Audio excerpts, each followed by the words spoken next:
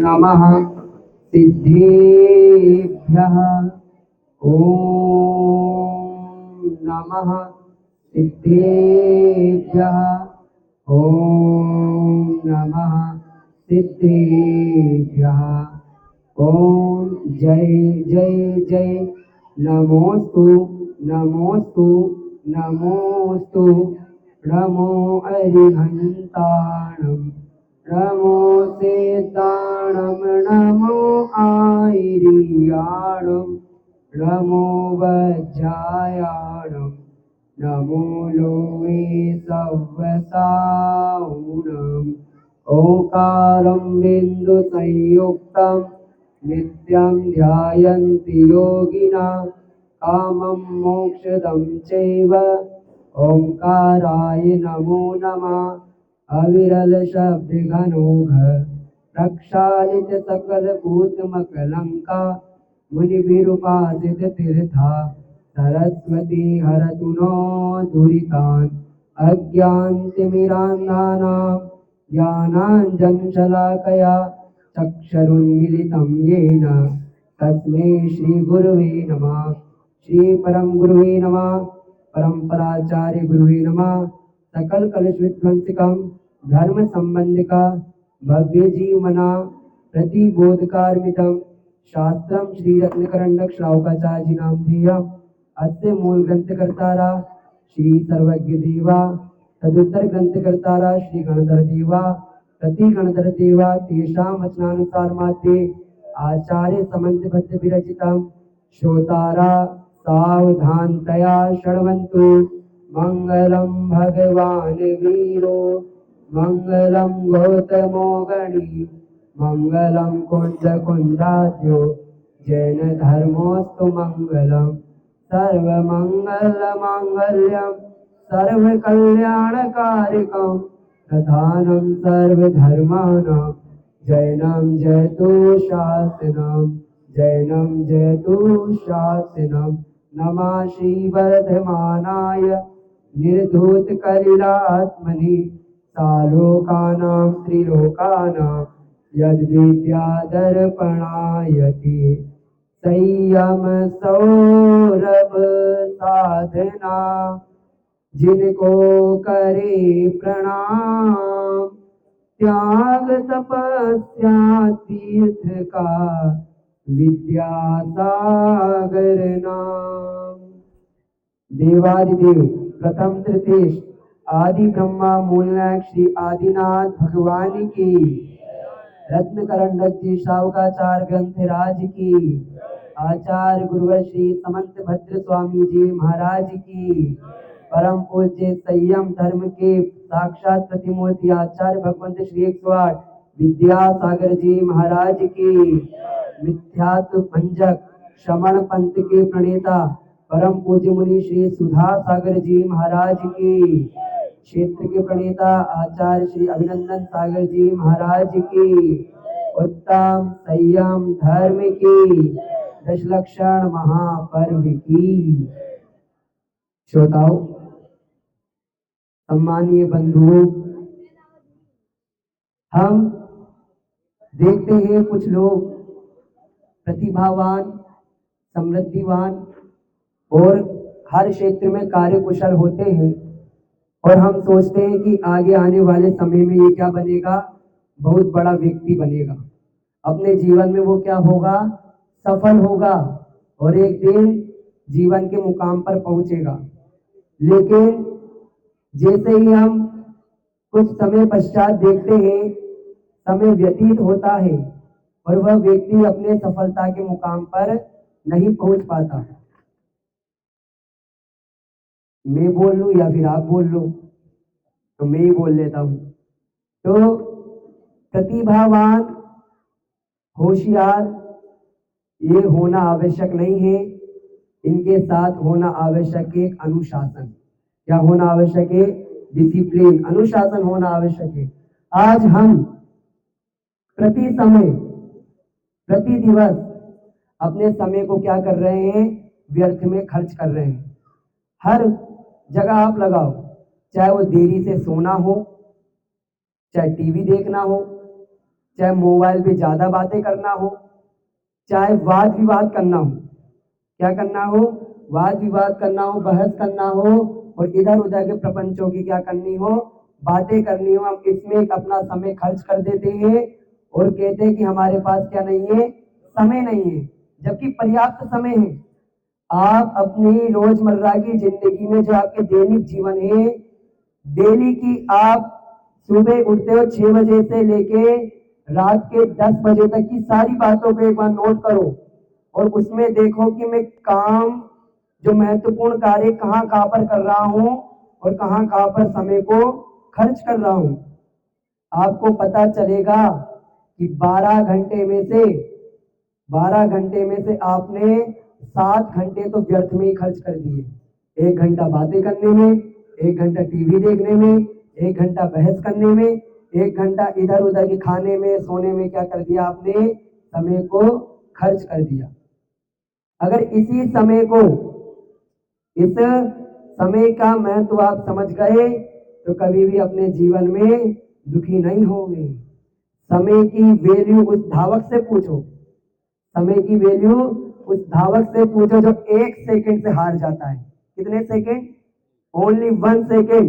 1 second पहले कोई runner पहुंचा और दूसरा धावक क्या हो गया, हार गया। समय की वैल्यू आप उस विद्यार्थी से पूछो, उसका परीक्षा में एक प्रश्न रह गया, उसने पूरी साल मेहनत की और उसका एक प्रश्न रह गया और वो फेल हो गया। समय की वैल्यू उस मरीज से पूछो जो मात्र सिर्फ चंद सेकंड ही दूर रह गया था और उसने अपने प्राण गंवा दिए। समय की वैल्यू उस हवाई जहाज में जा रहे यात्री से पूछो जो मात्र 10 सेकंड उसकी फ्लाइट लेट हो गई, उसके प्राण बच गए। समय की वैल्यू उस ट्रेन के यात्री से पूछो जिसकी ट्रेन छूट गई, आगे जाके पता चला ट्रेन के अंदर आग लग गई, ट्रेन का एक्सीडेंट हो गया। समय का महत्व, ये संयम धर्म के दिन। कोई आध्यात्मिक चर्चा नहीं, आध्यात्मिक तो है ही, लेकिन सबसे पहले क्या पकड़ना है, समय। हर जगह उस अध्यापक से पूछो, उस अध्यापक से समय का महत्व पूछो जो समय पर नहीं पहुंच पाया, उसकी नौकरी चली गई। उस मरीज से, उस विद्यार्थी से, उस धावक से, उस प्लेन के यात्री से, रेल के यात्री से आप पूछो समय का महत्व क्या होता है। उस समय का महत्व, उस समय के महत्व को हमें क्या करना है बंधुओं, जानना है। अगर आप अपने कार्यों को याद नहीं कर पाते हो, एक लिस्ट तैयार करो, उसके अनुसार अपने कार्यों को करते जाओ, जो कार्य होता जाए उसको काटते जाओ। डेली का आपका एक दैनिक चर्या, आपका एक टाइम टेबल क्या हो, निश्चित होगी किस समय क्या करना है। और आप पाओगे 12 घंटे में जो 7 घंटे आप व्यर्थ कर रहे हो इधर उधर की चर्चा में, वो सब क्या हो जाएंगे, बच जाएंगे। उस 7 घंटे में से आप क्या करो, क्या करो, भगवान का ध्यान करो, भगवान की भक्ति करो, भगवान की स्तुति करो, खुद को समय दो, अपनी आत्मा को समय दो, अपनी आत्मा के पास बैठो, अपनी आत्मा से बात करो, अपनी आत्मा को निहारो। ये संयम धर्म हमें कह रहा है कि हमें संयम को धारण करना है और समय का क्या करना है, पग पग डग डग पे क्या करना है, उसका पालन करना है। आज 6वें दिवस उत्तम संयम धर्म, ये 6वीं पीढ़ी पर हम चढ़ चुके। संयम क्या है, महारत्न है। इसकी सहायता किसने ली है, साक्षात तीर्थंकर प्रभु ने संयम की सहायता ली है। साक्षात तीर्थंकर भगवान ने महाव्रतों का आश्रय लिया है, साक्षात तीर्थंकर भगवान ने संयम को धारण किया है। जो संसार विशेष को होता तीर्थंकर क्यों त्यागे, काहे को शिव साधन करते संयम चित अनुरागे। तीर्थंकर भगवान को भी मुक्ति के लिए किसका आश्रय लेना पड़ा, संयम का, संयम का आश्रय लेना पड़ा। ये संयम महारत्न है। संयम क्या है, संयम एक दुर्लभ रत्न है, इसकी प्राप्ति बड़ी ही दुर्लभता से होती है। जैन सिद्धांत प्रवेशिका में कहा 5 पापों के त्याग का नाम क्या है, संयम है। जैन सिद्धांत प्रवेशिका में क्या कहा, हिंसा, झूठ, चोरी, कुशील, परिग्रह का त्याग करना क्या है? संयम। पंच संग्रह कांड ने क्या कहा? 5 समिति, 5 महाव्रत, 3 गुप्ती, 6 आवश्यक जो मुनियों के आवश्यक होते हैं, 28 मूल गुणों का पालन करने से किसकी प्राप्ति होती है? संयम की प्राप्ति होती है। और जैन तत्व कौमुदी में क्या कहा गया? संयम 2 प्रकार से कहे गए, या तो आप अनुप्रेक्षाओं का 12 भावना का चिंतन करो, तो दूसरा क्या कहा? या फिर आप व्रतों को ग्रहण करो। आचार्य पूज्य पास स्वामी महाराज स्टोक तेज जी की 32वीं कारिका में कहते हैं, भुक्तो जिता मुहुमुहान मया सर्वेपि पुद्गला उच्चिष्टेष्टिवतेष्वध्या मम विज्ञस्य का स्प्रहा। ये भोग क्या है? संयम को धारण ना करने के सबसे बड़े कारण क्या है? भोग। ऐसे भोगों को मैं क्या करता है? अनंत काल से भोगता आया हूं। ये तो उसी प्रकार है जैसे किसी मनुष्य ने भोजन ग्रहण किया और वमन कर दिया, उल्टी कर दी, क्या वो अपनी उल्टी को दोबारा ग्रहण कर पाएगा? नहीं। उसी प्रकार ये भोगों को हम अनंत काल से क्या करते आए हैं? भोगते आए हैं। अरे सिद्धालय तक जाकर आ गए, दुनिया का सबसे बड़ा टूर करके आ गए, और उसके बाद भी वापस कहीं आ गए, यही हो। दुनिया का सबसे बड़े टूर में जाके आए हो आप सब, सिद्धालय, लेकिन अंतर इतना सा रह गया था, सिद्धशिला भी नहीं जा पाए। अनंत निगोदिया है सिद्धालय में, अनंत निगोदिया भरे पड़े हैं। प्राप्त भोग के साधन क्या है?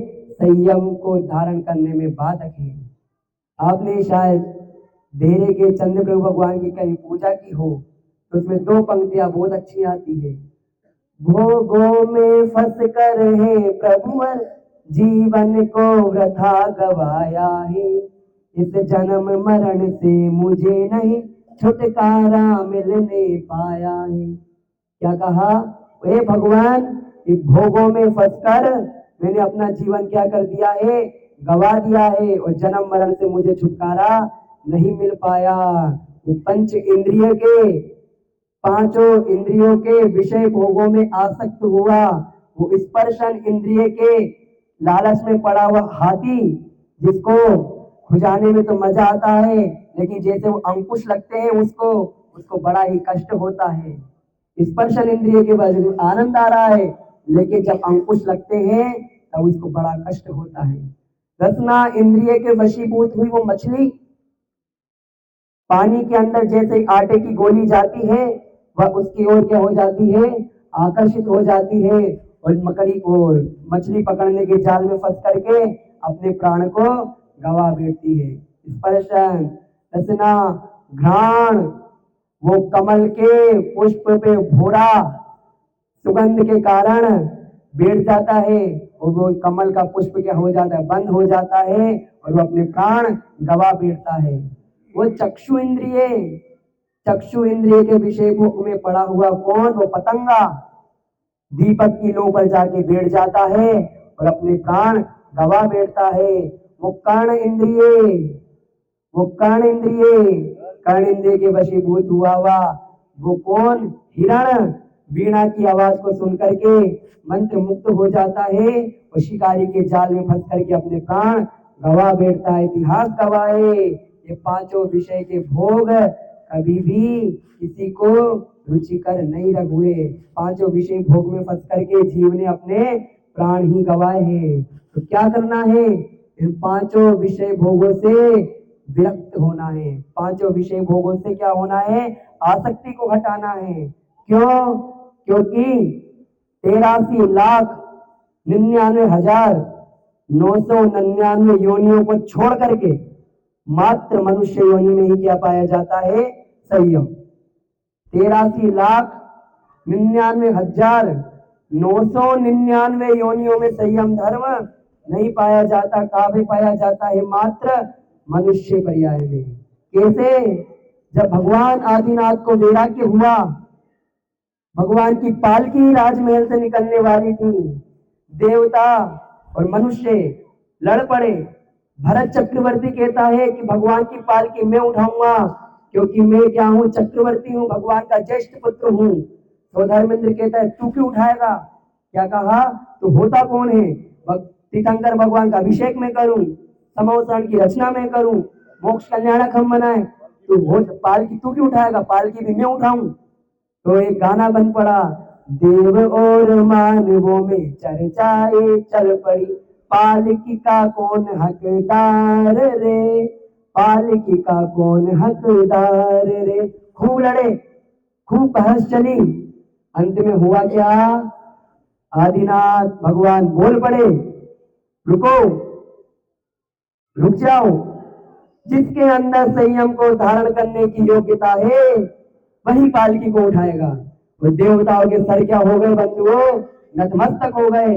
तो धर्मेंद्र कहता है धिक्कार है ऐसे वैभव को, इतने कार्य करने के बाद भी, क्योंकि सबसे बड़ा पुण्य क्या होता है? पंच कल्याणक में भगवान की पालकी को अपने कंधे पे उठाने का सबसे बड़ा पुण्य कौन ले गया? ये स्वार्थी मनुष्य ले गया। किस कारण से? क्योंकि संयम धारण करने की क्या है उसके अंदर? योग्यता है, क्षमता है, शक्ति है। ये पांचों इंद्रियों के विषय भोग सबसे बड़े महादुखकारी है।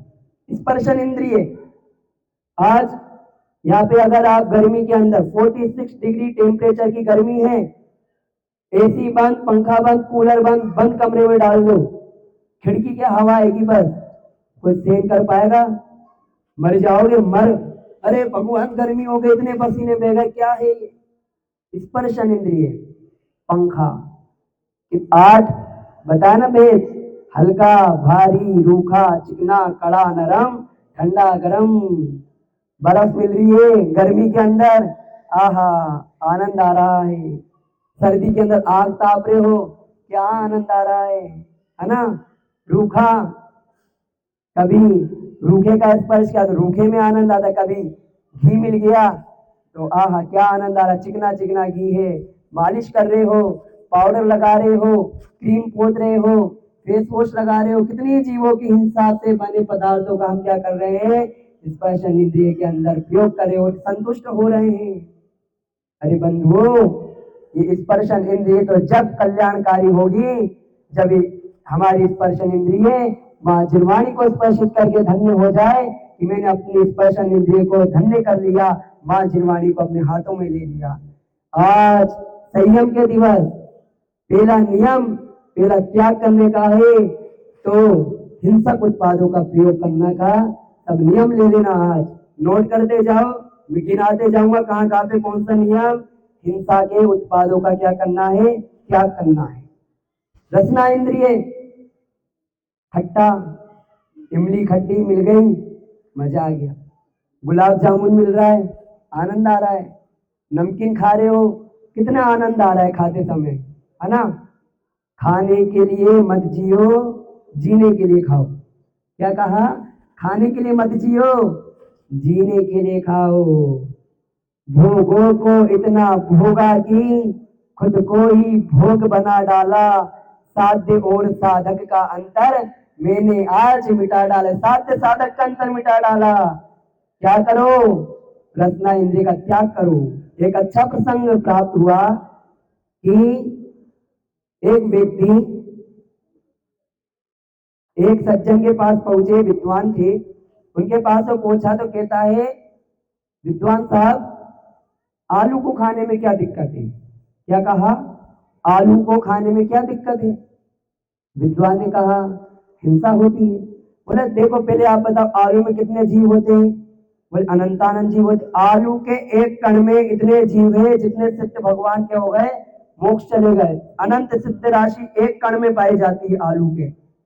तो उसने कहा निगोदिया जीव का जन्म मरण की स्थिति क्या होती है? तो उसने कहा एक श्वास में 8-10 बार जन्मो मरियो, मरियो दुख बार। तो बोला हाँ विद्वान साहब मैं कहना चाह रहा हूं आपको, वो तो मर चुका, वो अपने जन्म मरण की प्रक्रिया के दौरान मर चुका। अब मैं खा रहा हूं तो मेरे द्वारा कोई मर रहा है। चिंतन करो, वो कह रहा है मेरे द्वारा कोई मर रहा है। तो उसने कहा भाई चल भले ही तेरे मुख के अंदर नहीं मर रहा, भले ही तेरे द्वारा नहीं मर रहा है, लेकिन मुख के अंदर तो किसके मर रहा है? आलू खा रहा है, स्थान क्या हो गया? मुर्दे को खा रहा है। पेट या शमशान है? पेट है ना। और उसने क्या बना लिया, बोले मेरे द्वारा नहीं मर रहे, लेकिन मुख के अंदर तो मर रहे हैं भाई। इतना दिमाग लेके आते हैं कि कहां से नियमों से बच जाए और तर्क कुतर्क करके बच जाते हैं। मैं कहना चाहूंगा कि जैन पर्याय प्राप्त हुई है, हमारा पेट है, शमशान नहीं। इसलिए क्या करो, हमेशा अहिंसा से बने, अहिंसा के द्वारा जितने पदार्थ बने हैं उसी का हम भोजन करेंगे। ये जितने भी भक्ष्य अभक्ष्य बाजार की कोल्ड ड्रिंक्स आती है, जितने बाजार के बंद पैकेट के सामान आते हैं, जितने बाजार की चॉकलेट आ रही है, बिस्किट आ रहे हैं, सबका हम क्या करेंगे, त्याग करेंगे। क्योंकि अनंत हिंसा होती है, अनंत जीव मर रहे हैं और हम क्या कर रहे हैं, भक्षण कर रहे हैं। भक्षण नहीं, राक्षसों की तरह महामलेच्छी महाभक्षी बन गए, नरभक्षी हो अगर आप इनसे बने उत्पादों का सेवन करते हो। दूसरा त्याग क्या, कि बाजार की बनी हुई वस्तुओं का त्याग करेंगे। फिर घ्राण इंद्रिय, क्या कहा, घ्राण इंद्रिय, सुगंधमय इत्र मिल जाए, इत्र लगाते हो ना, कौन कौन नहीं लगाता है, कौन कौन लगाता है, पहले तो बता कौन कौन लगाता है, झूठ मत बोलना। इत्र लगाते हो, इत्र पता ही नहीं है ना, आप तो लगाते हो, परफ्यूम लगाते हो ना सब, सेंट है, झूठ बोले भगवान नीचे वो भी ऊपर से फेंक देंगे आपके ऊपर कुछ भी लगाते हो। कितने जीव मरते हैं, कितने जीवों को मार मार करके क्या बनाया जाता है, वो इत्र सेंट बनाया जाता है, और आप लगा के क्या हो रहे हो, खुशबू आ रही है। अरे मरे हुए मुर्दे का वो लगा रहे हो, रस लगा रहे हो। तो तीसरा त्याग क्या, सेंट का इत्र का त्याग। तीन तीन नियम हो गए। चौथा चक्षु इंद्रिय, क्या, फिल्में देख रहे हैं, क्या आनंद है, जैसे ही नई मूवी आई चलो सिनेमा में, चलो टिकट लेके, चलो अपना पैसा क्या खर्च कर दिया व्यर्थ में।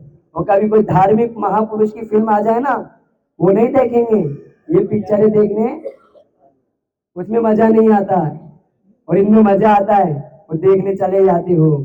तो क्या करो, चक्षु इंद्रिय के द्वारा भगवान मैं किसी का अनिष्ट ना देखूं, किसी का बुरा नहीं देखूं, बुरी चीजें ना देखूं, अश्लील चीजें ना देखूं। तो चौथा नियम क्या, फिल्में देखने का त्याग। पांचवा कर्ण इंद्रिय, पांचवा क्या, कर्ण इंद्रिय। मजा आता है, कोई संगीत आता है नया नया, तन्मय से सुनते हो। वो आजकल तो कैसे कैसे गाने बनने लग गए क्या बात है, कौन सा गाना खोला, मेरी दादाजी बहुत सुनते लगता है मुझे तो, उन्होंने सुना तो बता रहा हूँ मैं।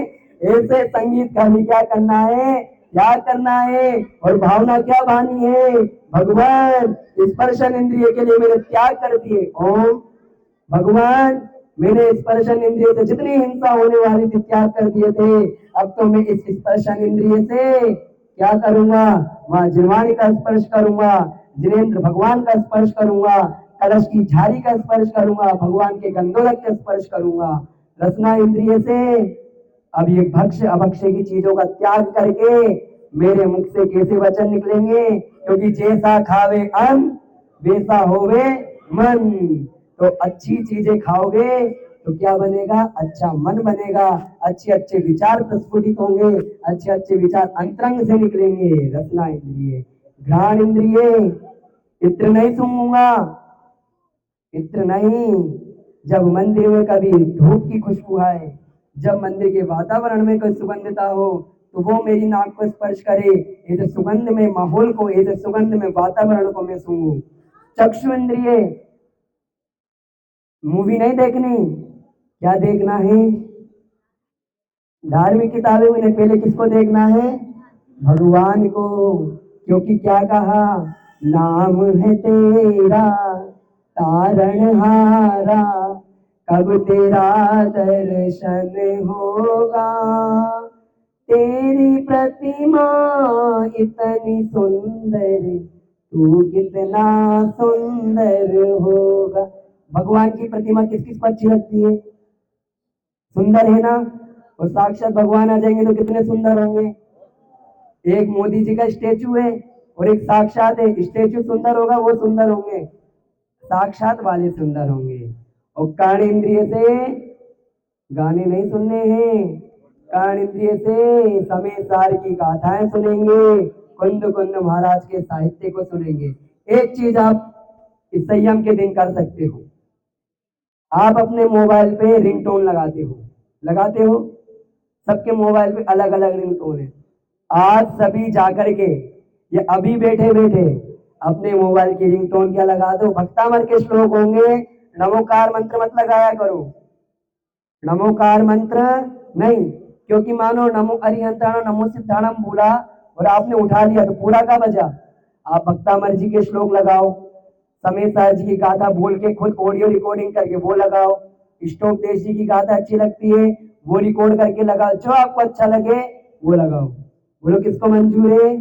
5 नियम हो गए। अभी ये आया है यहाँ पे पर्चा 100 नियमों का, अभी सबके पास आ रहा है, सबको टिक करने, 100 में से 20 नियम लेने सभी को कंपलसरी। तो क्या कहा, ये पंचेंद्रिय के विषयों से क्या करनी है, हमें व्यक्ति करनी है, कैसे? नियमों को ग्रहण करके। फिर दूसरा संयम कौन सा? प्राणी संयम। प्राणी मात्र के प्रति कैसा भाव हो हमारा? अहिंसा का भाव। एक अच्छा उदाहरण आता है, दृष्टांत आता है, हम नियम लेने में क्या होते हैं, घबराते हैं। अब सेमारी का एक सज्जन, कहाँ का?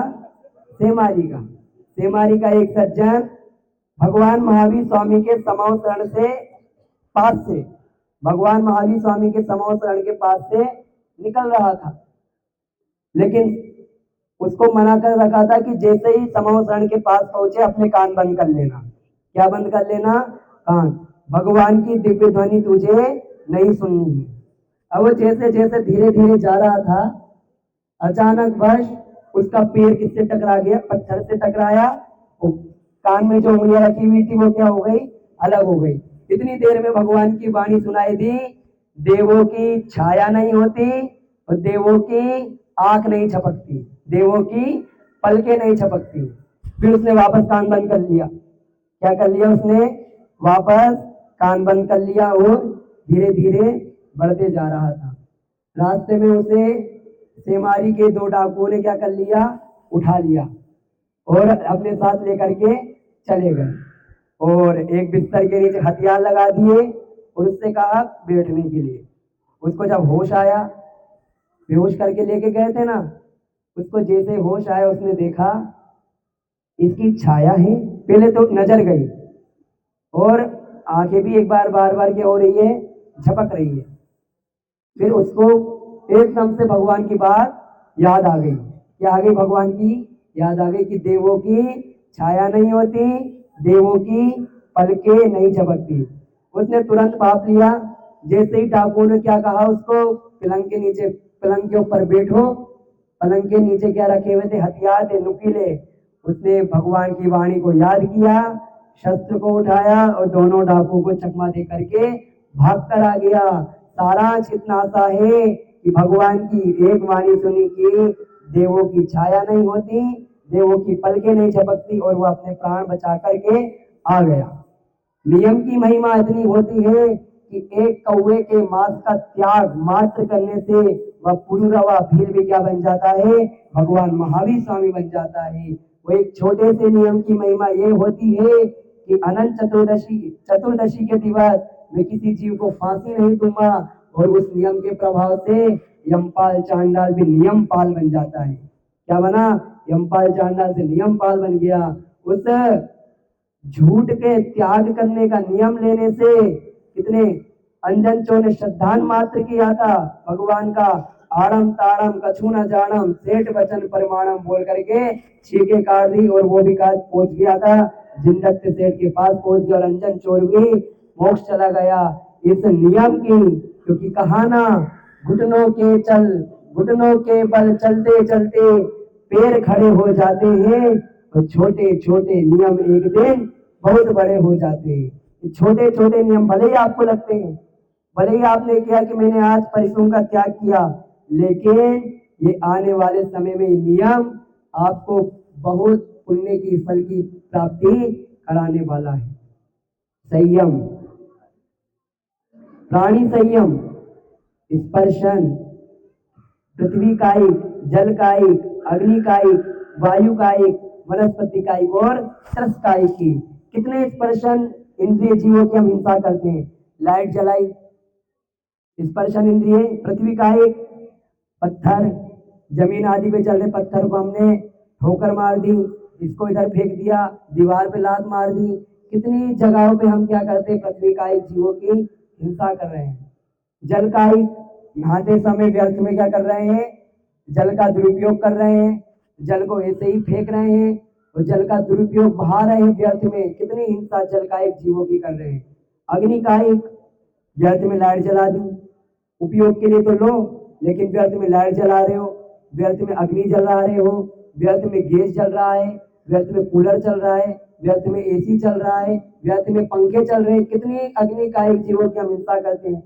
वायु का एक, इस प्रकार पंखे आदि की हवा के माध्यम से कितने वायु का एक जीवों की हिंसा कर रहे हैं। और वनस्पति का एक, चलते चलते फूल तोड़ दिया, पेड़ों के पत्ते तोड़ दिए, पेड़ों को लाते मार दी, पेड़ के डंठल तोड़ दिए।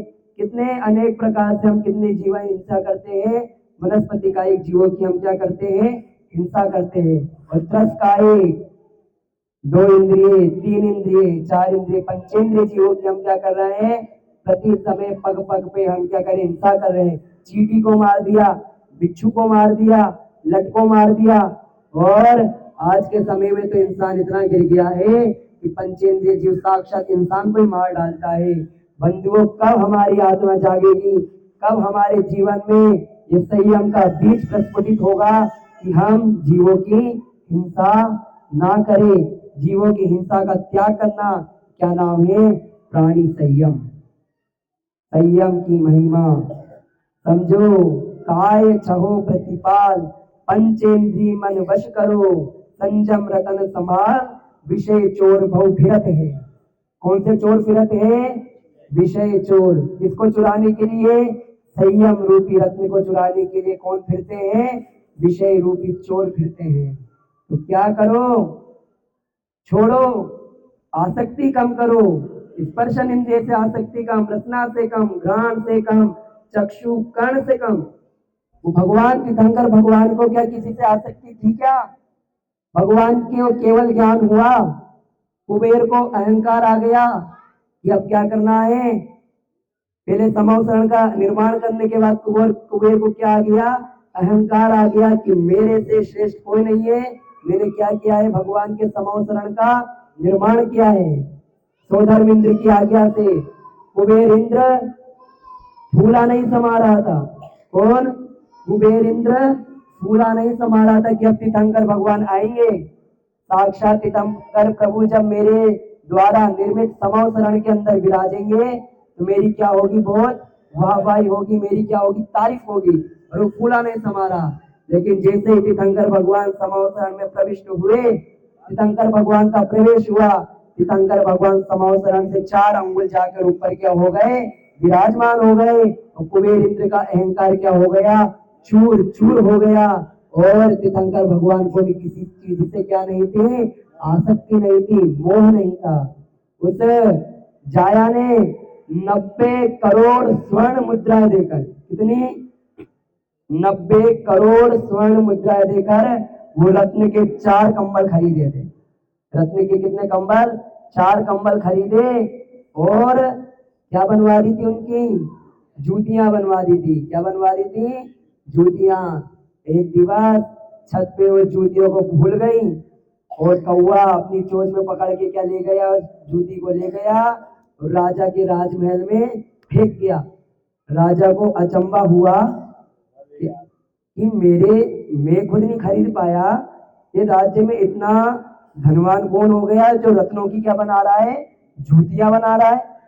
उसने सैनिकों को आदेश दिया कि जाओ ढिंडोरा पीट दो कि किसने क्या बनवाया, ये रत्नों के क्या बनवाए, जूतियां बनवाई है, उसका पता करो। सैनिकों ने ढिंडोरा पीटना क्या कर दिया, चालू कर दिया।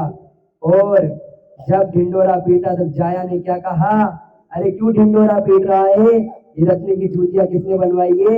मैंने बनवाई है। राजा का क्या हुआ? आगमन हुआ। राजा कहाँ पर आए? उस सेठानी के घर पर आए।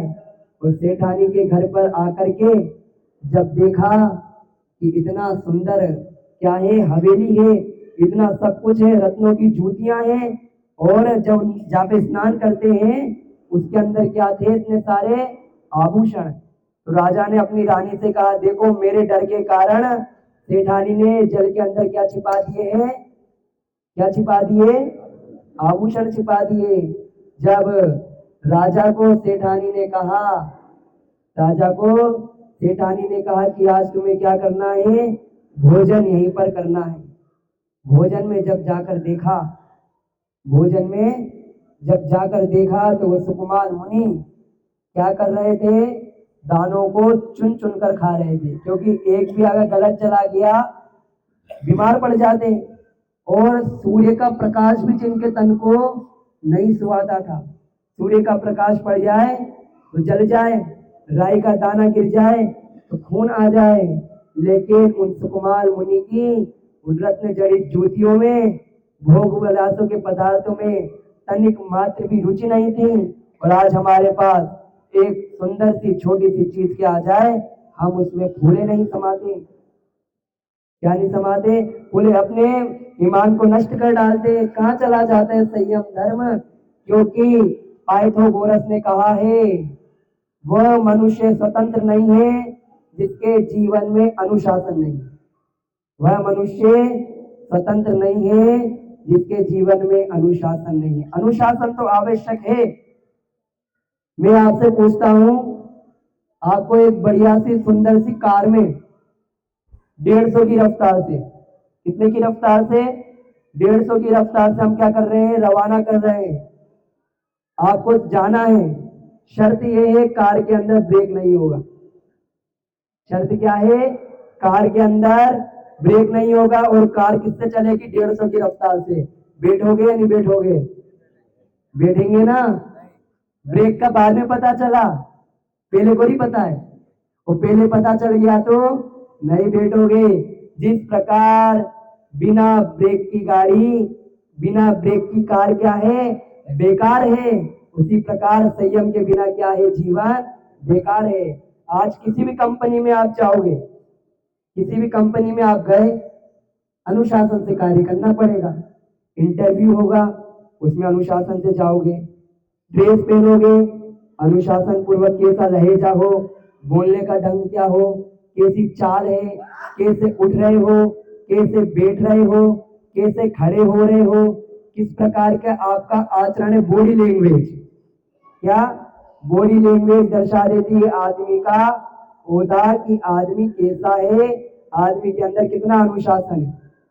और किसी भी क्षेत्र में, चाहे आप अध्यापक हो तो आपको अनुशासन पूर्वक रहना पड़ेगा। क्रोध नहीं करना, बच्चों के सामने अनुशासन में रहना है। विद्यालय में अनुशासन से रहना होगा। अनुशासन नहीं है तो विद्यार्थी भी अनुशासन में कैसे रहेंगे? कोई डॉक्टर है, उसको मरीज का इलाज करना है तो अनुशासन में करना पड़ेगा। कैसे? किस प्रकार कौन सी सुई लगेगी, कौन सी दवा देनी है, क्रम क्रम से अनुशासन में। हर जगह मंदिर में आते हो, मंदिर में आते हो तो कैसे आना पड़ेगा? अनुशासन से। ये मंदिर में आने के बाद इधर उधर की बातें करना, भगवान की ओर ध्यान ही नहीं देना, पूजन में इधर उधर दौड़ना, इधर उधर भागना, और तनिक मात्र भी भगवान की ओर आपका ध्यान नहीं है, तो क्या मतलब है? कोई मतलब सिद्ध नहीं होता है। आप मंदिर के अंदर अनुशासन से नहीं बैठते हो। सबसे बड़ा अनुशासन तो मंदिर के अंदर ही बनाना चाहिए बंधुओं। मंदिर के अंदर इधर उधर की बातें हम ना करें। कब सुधरेंगे? कब समझ में आएगा? कितने सालों से इतने विद्वान आ गए, इतने सुना सुना कर चले गए, लेकिन आपकी तो बुद्धि क्या है? रबड़ बुद्धि है। रबड़ को जितना ही खींचो खिंचती जाती है। फिर कहा विद्यार्थी, किसी विद्यार्थी को परीक्षा में सफलता हासिल करनी है, अनुशासन में तो रहना पड़ेगा। अनुशासन पूर्वक पढ़ाई करनी पड़ेगी, अनुशासन पूर्वक परीक्षा देनी पड़ेगी। हर जगह अनुशासन। समय का महत्व, समय का महत्व समझो। ये समय क्षीण होता जा रहा है, आयु घटती जा रही है, लेकिन आपके स्वार्थ तो पूरे हो रहे हैं, लेकिन समय नहीं होगा, किसी को समय नहीं दे रहे हो, खुद के पास भी क्या नहीं है, खुद को समय देने का, खुद को वक्त देने का भी टाइम नहीं है, तो क्या मतलब है ऐसे जीवन का? है क्या मतलब है ऐसे जीवन का? धिक्कार है। बड़ी ही विचित्रता पूर्वक ध्यान देने योग्य बात है, क्योंकि पद्मनंदी पंचविंशतिका में आचार्य पद्मनंदी महाराज कहते हैं, ये बड़ी ही दुर्लभ से तो क्या मिला तुम्हें, नर पर्याय मिली। नर पर्याय में भी उत्तम कुल मिला, उत्तम कुल में भी अच्छा परिवार मिला, अच्छे परिवार में भी अच्छे संस्कार मिले, अच्छे संस्कार में भी तुम्हें सब वैभव गुण संपन्न सब वस्तुएं मिल गई। उसके बाद भी सम्यक दर्शन सम्यक ज्ञान भी मिल गया, बड़ी दुर्लभता से मिल गया, लेकिन वो सम्यक दर्शन सम्यक ज्ञान भी संयम के बिना क्या है, व्यर्थ है। वो मुनिराज को, उन मुनियों को, जो कि पद्मनंदी महाराज किनको संदेश दे रहे, मुनियों को संदेश दे रहे हैं कि पांचों समितियों का, पंच महाव्रतों का, 3 मुक्तियों का पालन करो, जब जाके तुम्हारा जीवन क्या है, ये संयममय है। क्योंकि बिना यत्नाचार पूर्वक कार्य किए बिना संयम कभी भी संभव नहीं है। कैसे उठो, कैसे बैठना है, कैसे चलना है, कैसे खड़ा होना है, एक शब्द में उत्तर, यत्नाचार पूर्वक। कैसे? यत्नाचार पूर्वक। संयम को साक्षात अभी कौन निभाता है? हम नहीं, मुनिराज। ऊंचाई देखनी है तो आकाश की देखो, ऊंचाई देखनी है तो आकाश की देखो, गहराई देखनी है तो समुद्र की देखो। ऊंचाई देखनी है तो आकाश की देखो, गहराई देखनी है तो समुद्र की देखो। और जो कहते हैं पंचम काल में मुनिराज नहीं होते, पंचम काल में संयम नहीं होता, अरे ऐसे कहने वालों, तुम साक्षात आचार्य विद्यासागर जी महाराज का जीवन चरित्र उठा लो। अभी कहे हुए 1 वर्ष पूरा नहीं हुआ, साक्षात संयम की प्रतिमूर्ति थी आचार्य भगवंत विद्यासागर जी महाराज। एक मात्र नहीं, अनेकों मुनिराजों का जीवन जंगलों में बीत गया, है ना। मुनिराजों का जीवन जंगलों में बीत गया, और आजकल के लोगों को एसी के अंदर ध्यान हो रहे हैं। किसमें ध्यान हो रहे हैं? एसी के अंदर ध्यान हो गए। मुनिराजों का पूरा जीवन किधर व्यतीत हो गया? जंगलों में, एकांत में व्यतीत हो गया। लोगों को एसी में ध्यान हो रहे हैं, आराम से वस्त्रों के अंदर ध्यान हो रहा है, खूब खूब आनंद आ रहा है। वो कहते हैं कि मुनिराजों में क्या नहीं पाया जाता? संयम। अगर आप कहते हो, अगर आप कह रहे हो कि मुनिराज को चतुर्थ काल की चर्या का पालन करना चाहिए, तो श्रावक का भी परम कर्तव्य वो भी चतुर्थ काल का श्रावक बने। पहले स्वयं के अंदर झांक के देखो, उसके बाद मुनिराज के ऊपर आक्षेप उठाना है। क्योंकि इतिहास गवाह है, दुनिया का सबसे बड़ा पाप मुनि निंदा का है। कितने लोगों ने मुनि निंदा की, आज तक सुखी नहीं रह पाए, आज तक खुश नहीं रह पाए। मैं आज कहूंगा, साक्षात संयम धर्म की मूर्ति थी तो 21वीं शताब्दी के अंदर आचार्य भगवंत विद्यासागर जी महाराज मुनिराजों को मूलाचार का पालन करना सिखाया, चर्या का पालन करना सिखाया।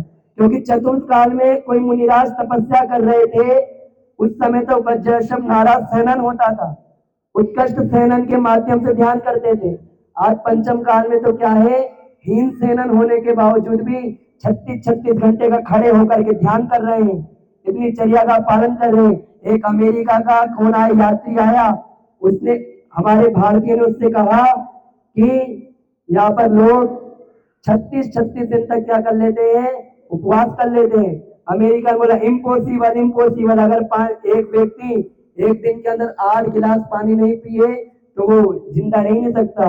और जैसे ही यहाँ पे पहले सेमारी में आया, यहाँ पे 32 उपवास करने वालों को देखा, पॉसिबल पॉसिबल हो सकता है, शांति सागर जी के दर्शन कर लिए, बोले ये तो पॉसिबल है, 9,938 उपवास कर लिए, पॉसिबल। फिर उससे कहा, हमारे महाराज क्या करते हैं, केश नोच करते हैं, बोले इम्पॉसिबल। कोई मुनि एक बाल तोड़ने पे क्या हो जाए, सिर फट जाए, और जैसे मुनिराज को केश रोज कर दे देगा, पॉसिबल पॉसिबल, संभव है ना। वो कहा अरे 1 घंटे खड़े रह सकते हो क्या? अमेरिकन बोला नो नो नो नो। और जैसे ही मुनिराज को 36 घंटे ध्यान लगाते हुए देखा, पॉसिबल है, संभव है, यस यस यस करने लग गया। तो सारी धारणा क्या दूर कर दी मुनिराज ने। अगर आप संयम के मार्ग को धारण नहीं कर पा रहे हो, अगर आप संयम के मार्ग को धारण नहीं कर पा रहे हो, तो सामने वाले के संयम के मार्ग की क्या करो, अनुमोदना करो। आप उपवास नहीं कर पा रहे हो, तो सामने वाले के उपवास की क्या करो, अनुमोदना करो। आप एक आसन नहीं कर पा रहे हो, सामने वाले एक आसन कर रहा है, उसके एक आसन की अनुमोदना करो। आप शास्त्र स्वाध्याय शास्त्र प्रवचन नहीं कर पा रहे हो, सामने वाले की अनुमोदना करो। क्या करो, अनुमोदना करो। आप स्वाध्याय नहीं कर पा रहे हो, जो स्वाध्याय कर रहा है उसकी अनुमोदना करो। क्योंकि अनुमोदना करने मात्र से, अनुमोदना करने से क्या होता है बंधुओं, वो त्रियंश जब भगवान की आहार की अनुमोदना करते हैं, वो भी साक्षात भगवान आदिनाथ जी के क्या बन जाते हैं, पुत्र बन जाते हैं। अनुमोदना, सम्मान करो उन तपस्वियों का, उन उपवास करताओं का, उन एकासन करताओं का, उन प्रवचन करताओं का, उन विद्वानों का, जो आपको जगाने का क्या कर रहे हैं, कार्य कर रहे, कोई भी हो। क्योंकि विद्वत्ता के क्षेत्र में उम्र नहीं देखी जाती, उसका ज्ञान देखा जाता है कि ज्ञान के साथ में देखो, यहाँ पे जितने बेटे बच्चों को छोड़ के मैं सबसे छोटा हूँ, यहाँ पे और भी बड़े विद्वान हैं, लेकिन आपने मुझे उम्र देख के नहीं बिठाया, ज्ञान देख करके बिठाया कि शास्त्र का क्या कर रहा हूं, स्वाध्याय। अनुमोदना करो। मैं अपनी बात पे था कि पंचम काल का चर्या, पंचम काल का ध्यान, पंचम काल की चर्या क्या है, चतुर्थ काल से श्रेष्ठ है। क्योंकि चतुर्थ काल में तो वज्रशप नाराज सेना उत्कृष्ट सेनन था, उसमें तो व्यक्ति आदिनाथ भगवान 15-15 माह उपवास कर लेते थे। लेकिन आज पंचम काल में जब हीन सेना ने, उसके बावजूद भी साधु क्या कर रहे हैं, इतने उपवास कर रहे हैं। आचार्य भगवान पंचेंद्रियों के क्या थे, विजेता थे। स्पर्श इंद्रिय से कोई राग नहीं, कोई पंखा नहीं चलाए, एसी नहीं चलाए, कोई फर्क नहीं पड़ता। पारस पत्थर को छू ले, अगर पत्थर को छू ले तो पत्थर पारस पत्थर बन जाए, ऐसा अतिशय था। उस चाय वाले की दुकान पे बैठे ही थे, आचार्य भगवान सोच करके आ रहे थे, उस पट्टी को भी उसने चाय वाले को जेल समाज ने कहा 1 करोड़ में दे दे, 50 लाख में दे दो। लेकिन चाय वाले ने क्या मना कर दिया, उस पट्टी को देने से मना कर दिया कि धरती के भगवान बैठ गए। फिर रसना इंद्रिय, छहों रसों के त्याग, छहों रसों के क्या थे, आचार्य भगवान के त्याग थे। न घी, न तेल, न रस, न मीठा, न दूध, न दही, कुछ नहीं, मात्र एक रोटी और मूंग की दाल के माध्यम से क्या करते थे, अपनी आहार चर्या करते थे। घ्राण इंद्रिय, आचार्य भगवंत को एक बार इतने बदबूदार कमरे में रुकना पड़ा, लेकिन संकोच नहीं किया, 24 घंटे व्यतीत कर लिए, बिल्कुल भी ध्यान कर लिया वहां पे, लेकिन तनिक मात्र भी विचलित नहीं हुए। चक्षु इंद्रिय, कभी भी किसी को, किसी भी बुरी चीज को नहीं देखा, कभी किसी धार्मिक को नहीं देखा, कि कभी किसी अधार्मिक को नहीं देखा, मात्र स्वाध्याय करा, मात्र शास्त्रों के देखा, और अपनी नजर क्या रखते थे, नीचे रखते थे। प्रधानमंत्री भी आ जाए, अपने सामायिक से कोई समझौता नहीं, देश का राष्ट्रपति भी आ जाए, सामायिक का समय है तो सामायिक, ओनली ऑन सामायिक, कोई राष्ट्रपति नहीं, कोई प्रधानमंत्री नहीं। प्रधानमंत्री भी बाहर, गेट के बाहर इंतजार करते थे। और कर्ण इंद्रिय, कर्ण इंद्रिय साक्षात समय सार की गाथाओं का श्रवण करते थे। एक बार भजन चल पड़ा पास में, सिया राम, आचार्य भगवंत ने कहा सिया यानी आत्मा, राम यानी रमण करना, यानी अपनी आत्मा में रमण करना, अपनी आत्मा में विचरण करना, ऐसे थे आचार्य भगवंत। आज जब मैं सुबह मंदिर में था, आंखों से अश्रु प्रवाहित हो उठे, जब प्रवचन के लिए आ रहा था, जब कक्ष में था, अपने आप आंसू प्रस्फुटित हो रहे थे कि धरती के भगवान हमारे बीच में नहीं, क्योंकि हम सभी का सौभाग्य है। क्या पंक्ति आती है वो, इस युग का ये सौभाग्य रहा, जिसमें जन्मे विद्यासागर, और हम सबका ये सौभाग्य रहा, हम गुरुवर के युग में जन्मे। हम हमारा परम सौभाग्य है कि हम गुरुवर के युग में जन्मे, ऐसी चर्या का पालन किया, ऐसे ऐसे लोगों को, बड़े बड़े आईआईटी, बड़े बड़े इंजीनियर, बड़े बड़े डॉक्टर, बड़े बड़े आईएएस, बड़े बड़े विदेशी लोगों को किसके मार्ग पर लेकर आ गए? धर्म के मार्ग पर, संयम के मार्ग में जुड़ाया। संयम के साक्षात प्रतिमूर्ति थे आचार्य भगवंत। आचार्य ज्ञान सागर जी ने तो क्या कह दिया था उस विद्याधर को? तेरे जैसे खूब आए खूब चले गए। जब आचार्य भगवंत वो बालक विद्याधर किसके पास? ज्ञान सागर जी महाराज के पास पहुंचा और कहा कि मुझे आपसे क्या करना है? ज्ञान हासिल करना है। तो ज्ञान सागर जी के पास पहले बहुत से लोग आए, तो ज्ञान सागर जी महाराज को धोखा दे करके चले जाते थे, ज्ञान लेते थे, भाग जाते थे। जैसे ही विद्याधर पहुंचे, ज्ञान सागर जी महाराज से कहा कि मुझे ज्ञान चाहिए, आपसे अध्ययन करना है। तो ज्ञान सागर जी महाराज ने क्या कहा?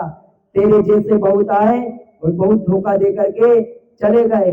उस 22 वर्षीय विद्याधर ने बिना सोच विचार किए, बिना सोच विचार के आजीवन वाहन का त्याग उसी समय कर दिया और जीवन में ऐसे ऐसे उत्कृष्ट तपों को किया है, ऐसे ऐसे कार्यों को किया है। कोई भी हो, कोई भी पक्ष हो, कोई भी मत हो, कोई भी धर्म हो, आचार्य भगवंत के खिलाफ कभी भी उसने आवाज नहीं उठाई। और अच्छे से अच्छे साधक, अच्छे से अच्छे लोग आचार्य भगवंत के चरणों में नतमस्तक हो जाते थे। आज बस दुख ये होता है, वो 18 फरवरी क्यों आई? वो 18 फरवरी 2024 आई और वो हमारे आचार्य भगवंत को हमसे दूर कर करके ले गई, क्योंकि संयम के साक्षात जीते उदाहरण थे। कौन? आचार्य भगवंत विद्यासागर जी महाराज। लोगों को संयम का मार्ग प्रशस्त करना सिखाया, लोगों को धर्म के कार्यों में जोड़ा। कौन थे वो?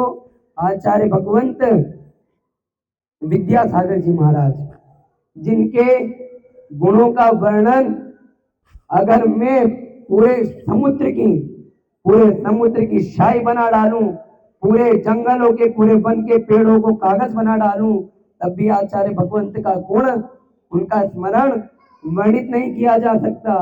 ऐसे पंचम काल के अंदर भी ऐसे ऐसे महान साधक है जो वर्ष के अंदर 200 200 250 उपवास करते हैं और आप कहते हो मुनिराज नहीं है।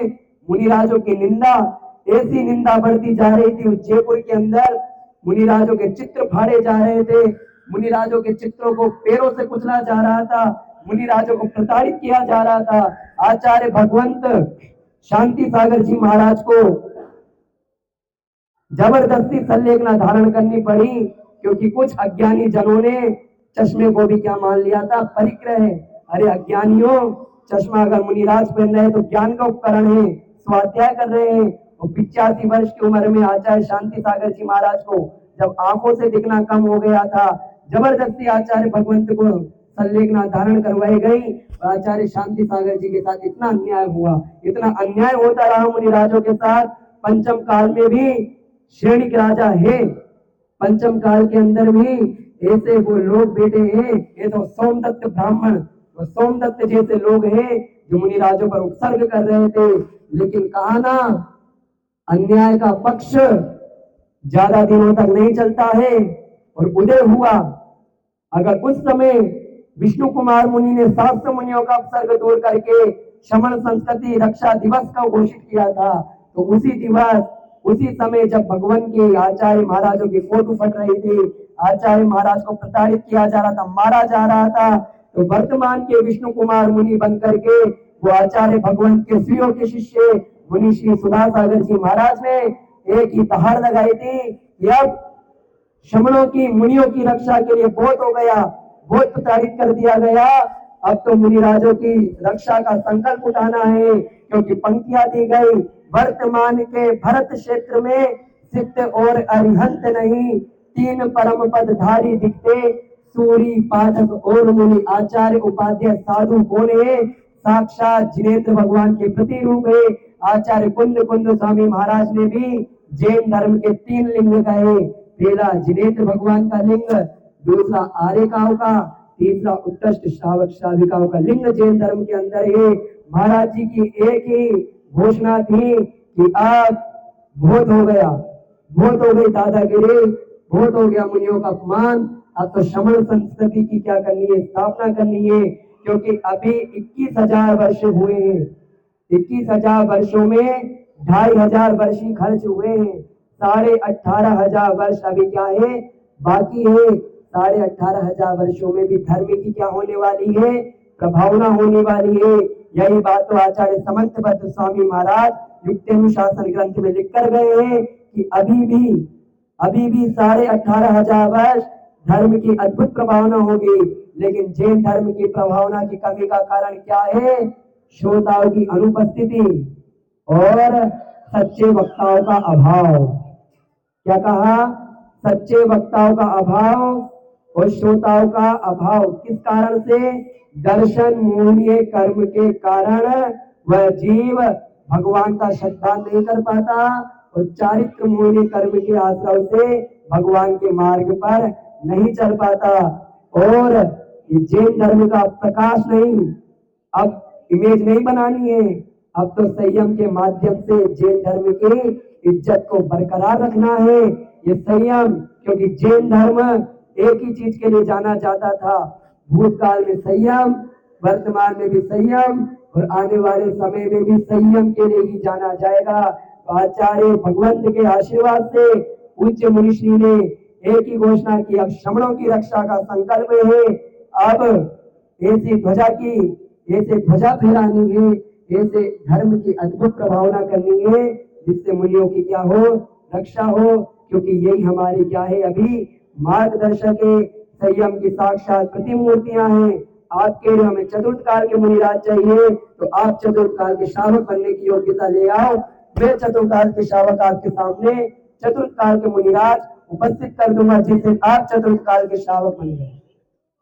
आप यदि मुनियों की निंदा कर रहे हैं, मुनियों का अपमान कर रहे हो, आप साक्षात कुंद स्वामी की वाणी का अपमान कर रहे हो, साक्षात जिनेंद्र भगवान की वाणी का अपमान कर रहे हैं। मैंने सुबह भी कहा था कि ऐसी उस श्रमण संस्कृति संस्थान की स्थापना 1 सितंबर 1996 को हुई। कल 29 वर्ष उस संस्था को खुले हो गए। अब उस संस्था को कोई गवर्नमेंट सहायता प्रदान नहीं करती है, उस संस्था को समाज के धनाढ्य लोग ही क्या देते हैं, सहायता प्रदान करते हैं। मैं प्रथम बार सांगानेर से यहाँ पर आया हूँ। प्रथम बारी में मुझे बहुत से लोगों से आशा है कि ऐसे धनाढ्य लोग हैं जो अपनी चंचला लक्ष्मी का सदुपयोग कर सकते हैं। यहाँ 2019 में एक भव्याति भव्य पंच कल्याण का आयोजन हुआ था, उसमें भव्याति भव्य लोग भी पदों को प्राप्त हुए थे, यज्ञ नायक बने थे, कुबेर इंद्र बने थे। आज जितने वीआईपी लोग बैठे हुए हैं सर्कल में, ये सब वीआईपी यहाँ से लेके यहाँ तक। मेरी आपसे एक ही ये जिनवाणी की गति से यही आपसे आशा है कि आपने अगर अपने जीवन में स्वाध्याय नहीं किया, आपने अपने जीवन में संयम का पालन नहीं किया, तो आपके पास एक बड़ा सुनहरा अवसर है। आप जिनवाणी के स्वाध्याय करने वाले विद्वानों को तैयार करो और जिनवाणी का क्या करवाओ, प्रकाशन कराओ। एक बालक को 1 वर्ष के लिए अपनी तरफ से पढ़ाओ, 5 वर्ष के लिए एक बालक को अपनी तरफ से पढ़ाओ। उम्मीद है सब इतने संपन्न हैं कि अगर एक सागर में से एक बूंद भी आपकी निकल गई, आपको कोई फर्क पड़ने वाला नहीं है। लेकिन उस पुण्य का ऐसा प्रभाव होगा कि आपने माँ जिनवाणी का स्वाध्याय करने वाला एक विद्वान तैयार करा दिया और माँ जिनवाणी के प्रकाशन में अपना सहयोग प्रदान कर दिया। तो आप ऐसे महान तीर्थ, ज्ञान तीर्थ सांगानेर संस्था को अपनी ओर से भी सहयोग प्रदान करें। त्याग धर्म के दिन बोलना था, लेकिन संयम के दिवस श्रमण संस्कृति की रक्षा का हमें दायित्व उठाना है। श्रमणों की रक्षा करनी है, श्रमणों की प्रतिष्ठा को बरकरार रखना है, क्योंकि आचार्य भगवंत के दर्शन किस किसने किए? आचार्य विद्यासागर जी महाराज के दर्शन किस किसने किए? इधर से किस किसने किए? ऊपर करो पूरे अच्छे से, हमने किए हैं। तो बस आचार्य भगवंत के आपने दर्शन कर लिए, तो मुझे तो प्रथम तीर्थंकर आदिनाथ भगवान भी उन्हीं में दिख गए, अंतिम तीर्थंकर महावीर स्वामी भी उनमें दिख गए, कुंद कुंद स्वामी भी उनमें दिख गए, समंत भद्राचार्य पूज्य पास स्वामी महाराज, उमा स्वामी महाराज, शांति सागर जी महाराज, सबके प्रतिबिंब उनके अंदर दिख गए। क्योंकि जैनों के संत नहीं थे, जन जन के संत थे। कभी किसी मत की बुराई नहीं की, कभी किसी पंथ की बुराई नहीं की, कभी किसी धर्म की बुराई नहीं की, मात्र अपनी चर्या से क्या किया? पूरे धर्म की अद्भुत प्रभावना के समंत भद्राचार्य की बात को सार्थक किया। युक्तानुशासन ग्रंथ में कही गई बात को कि धर्म का क्या करना है? प्रकाशवान करना है। और आचार्य भगवंत ने अपने माध्यम से क्या किया? धर्म को प्रकाशवान किया। आज संयम के दिवस 3 बातें ग्रहण करने योग्य है कि अपनी विषय आसक्ति को क्या करो? कम करो। किसी भी चीज से, खाने से लेकर पढ़ाई में मत करना, पढ़ाई में आसक्ति बढ़ाओ। खाने से लेकर सोने तक में 8 घंटे सोते हो, 7 घंटे सो। 10 रोटी खाते हो तो 9 खाओ, 5 खाते हो तो 4 खाओ। जीवन में कंट्रोल, गुस्से के ऊपर कंट्रोल करो। अगर आगे बढ़ना है आपको, अब आपसे बात हो रही है, अगर जीवन के प्रति, जीवन में लक्ष्य को प्राप्त करना है तो क्या पालन करना पड़ेगा? अनुशासन, डिसिप्लिन। इसका पालन करना पड़ेगा, डिसिप्लिन का। हर चीज से आसक्ति कम हो। पढ़ रहे हो तो ज्यादा खा लिया तो क्या आएगी? नींद आएगी, तो कम खाओ। गरिष्ठ भोजन करोगे, दाल बाटी ज्यादा खाओगे, नींद आएगी। गरिष्ठ भोजन, विषय आसक्ति क्या करो? कम करो। कभी सर्दी का मौसम है, आग तप रहे हो, थोड़ा सा क्या सहन करो? सर्दी सहन करो। गर्मी में थोड़ी सी गर्मी सहन करो और फिल्मों का त्याग करो। किसको? धार्मिक मूवियां देखो। आजकल तो यूट्यूब में कितनी अच्छी अच्छी मूवी आती है धार्मिक, वो देखो। कानों से क्या सुनोगे? अच्छी भजन। कितने अच्छे अच्छे भजन चल रहे थे, वो भजन सुनो। और क्या व्यर्थ में लाइट जलाओगे? जलाओगे नहीं। व्यर्थ में पानी बहाओगे? नहीं। व्यर्थ में बिजली जलाओगे? नहीं। व्यर्थ में पेड़ पौधों के पत्ते तोड़ोगे? नहीं। व्यर्थ में क्या इधर उधर पत्थरों को लात मारोगे? नहीं। नहीं नहीं मतलब 5, 10, 13 नियम हो गए आपके। कितने नियम हो गए?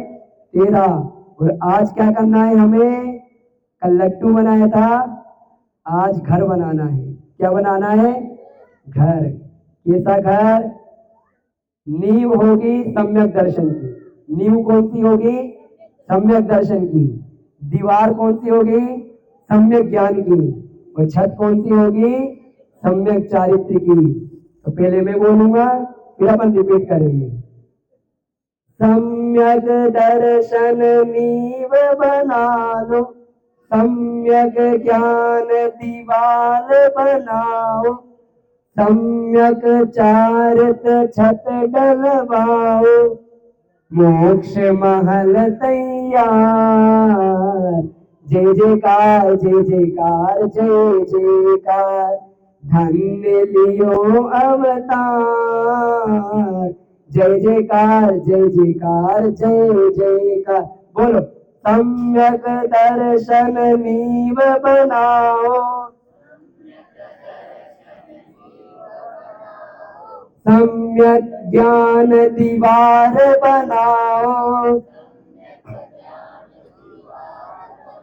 बोलो। सम्यक दर्शन नींव बनाओ,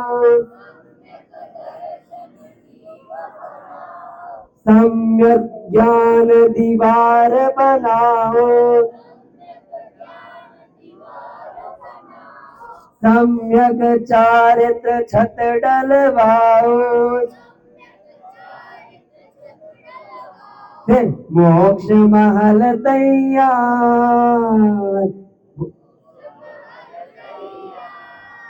बोलो मोक्ष महल तैयार, जय जयकार जय जयकार जय जयकार।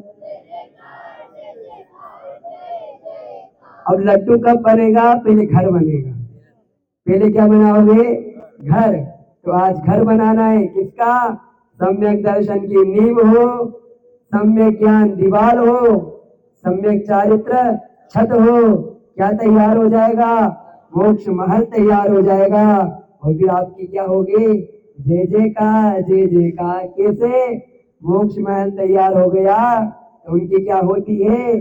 जय जयकार होती है, जय जयकारा लगते हैं। लेकिन कब? कब? कैसे? जब संयम को धारण करोगे। इसको धारण करोगे? संयम को।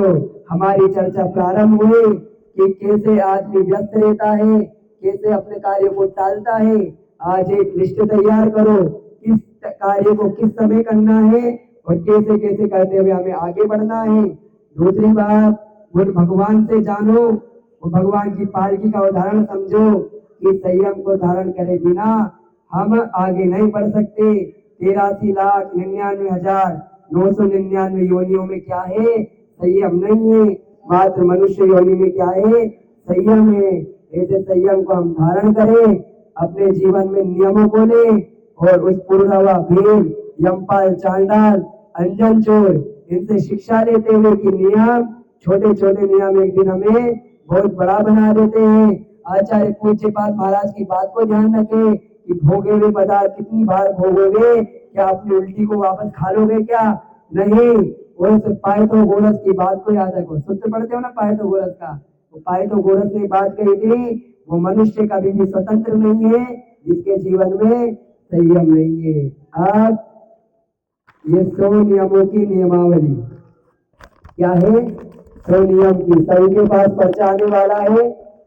हाँ, एक बढ़िया बांट दो, आ जाओ। तो सबके पास पेन है ना? हाउजी खेलने के लिए लाए हो?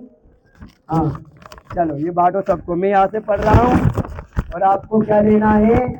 इसमें से मात्र 10 नियम 1 वर्ष के लिए। एक मुझे दे दो, चलो सभी को दे दो फटाफट। 2-3 बच्चे बांट दो, बच्चों को मत देना, बड़े बच्चों को देना बस। बांटो फटाफट। इधर से एक महिला, फटाफट।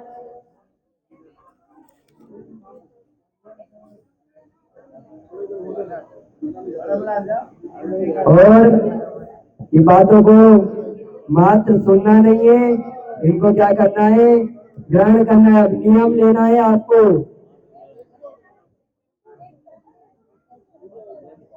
चलो मैं बोलना स्टार्ट कर रहा हूं और सुन लो आप सभी ध्यान से। पूर्णिमा के दिन, सभी लोग सुन रहे हो? पूर्णिमा के दिन आपको हमारे आदरणीय ज्येष्ठ श्रेष्ठ विद्वश्री, आदरणीय विद्वश्री भंवरलाल जी साहब का आपको पूर्णिमा के दिन व्याख्यान सुनने का अवसर प्रदान होगा। और आपके ही नगर के विद्वान अर्पित भैया का भी आपको एक व्याख्यान सुनने का अवसर प्राप्त होगा। नहीं, अब सबको सुनना है, मुझे भी सुनना है ना? आदरणीय भंवरलाल जी और अर्पित भैया अपना व्याख्यान, नहीं इनको सुनना है। नहीं, भैया करेंगे ना। चलो, पहला नियम, जमी कंद का त्याग। हाथ ऊपर उठाओ, जिसका पहले से वो नहीं, जिसका पहले टिक मार दो। पहला नियम, जमी कंद का त्याग। दूसरा, हरी वनस्पति का त्याग।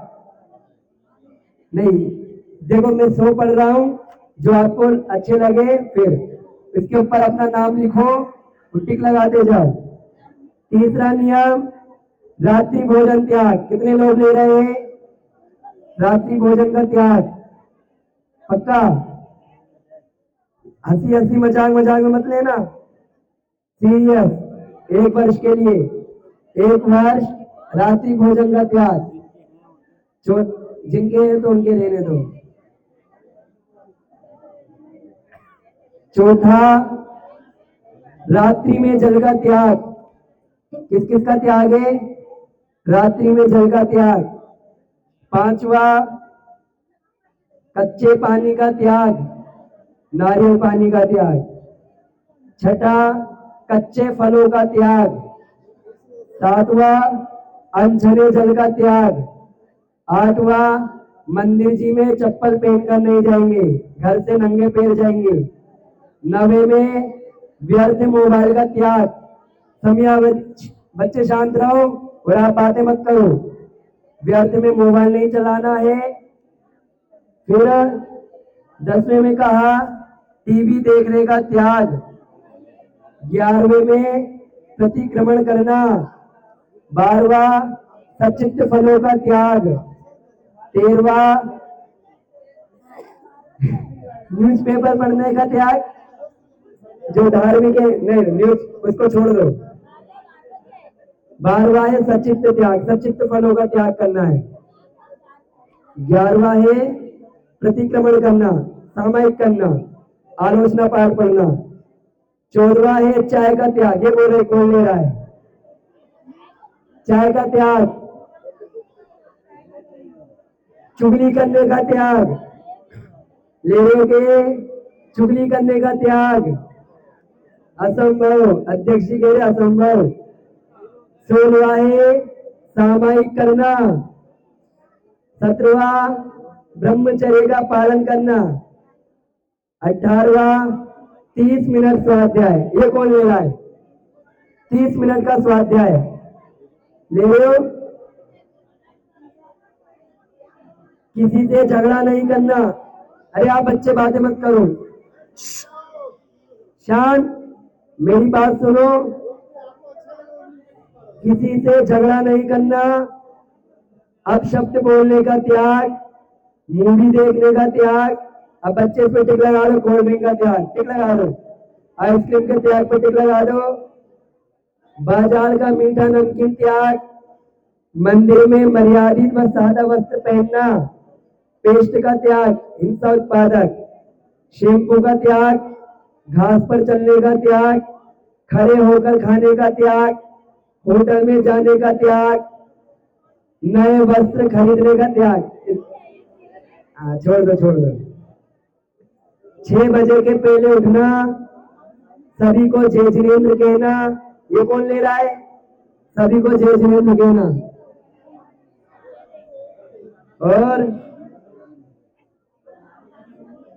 15 मिनट का ध्यान, किसी की गलती नहीं देखना। भैया जी के 30 मिनट प्रवचन सुनना। अब मैं चला जाऊंगा, उसके बाद भी यहाँ प्रवचन होते आओगे फिर। और नाखून काटने का त्याग नहीं, छोड़ दो। शेविंग करने का त्याग, केश रोज करना है। और सारी महिलाएं ले लो, ब्यूटी पार्लर का त्याग। सारी महिलाओं का क्या है? ब्यूटी पार्लर का त्याग है। और 30 मिनट मौन रहना है।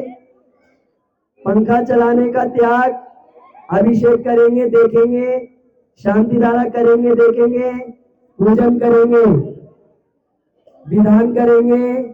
सोफे पर नहीं बैठने का त्याग, पर्यूषण पर्व तक लो। गद्दे पर नहीं सोना, रोटी बनाने का त्याग। छोड़ दो छोड़ दो छोड़ दो। धर्म की माला फेरना, अन्न का त्याग, गुटखा बीड़ी सिगरेट का त्याग। बच्चे टिक लगा लो। और सप्त व्यसन का त्याग टिक लगाओ। हाँ 20 लेना, 20। अष्टमूल गुणों का त्याग, ज्यादा भी ले सकते हो। जो ज्यादा लेगा उसको पारितोष दिया जाएगा। ये प्रतियोगिता है। कपड़ों का परिमाण, कपड़ों की क्या करोगे? सीमा कर लोगे, ये सभी को लेना है। चटाई का त्याग, छोड़ो छोड़ दो। दर्पण देखने का त्याग, औरतों के लिए आ गया।